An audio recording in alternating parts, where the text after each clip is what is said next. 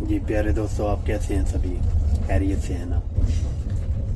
मेरी तरफ से आप सबको बहुत ही मोहब्बत भरा सलाम। मैं आज जिस टॉपिक पर बात करने जा रहा हूँ वो बहुत इंटरेस्टिंग है और मैं समझता हूँ कि हर उस शख्स की ज़रूरत है जो कामयाबी की राह पर गामज़न है और वो सिद्ध के दिल के साथ अपने काज के साथ जुड़ा हुआ है।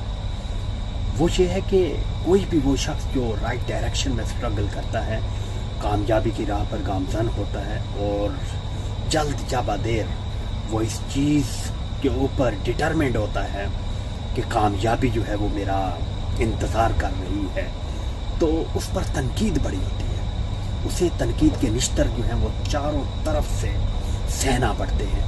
वो भला क्यों?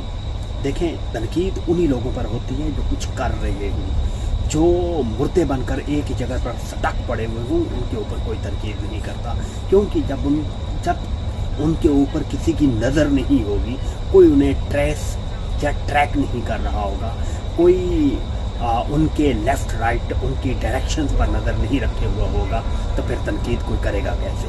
तो तनकीद उन्हीं पे होती है जो कुछ कर रहे हो। तो याद रखिएगा, ये जो कामयाबी है ना, ये एक रोशनी है और रोशनी के अंदर छोटी छोटी सी चीज़ें भी वो दिखाई देती हैं और लोग उनके ऊपर पिल पड़ते हैं, उनके ऊपर तनकीद के निश्तर चलाना शुरू कर देते हैं। तो मैं आपको एक रिक्वेस्ट करूँगा कि जो भी लोग स्ट्रगल कर रहे हैं उनके ऊपर तनकीद होगी।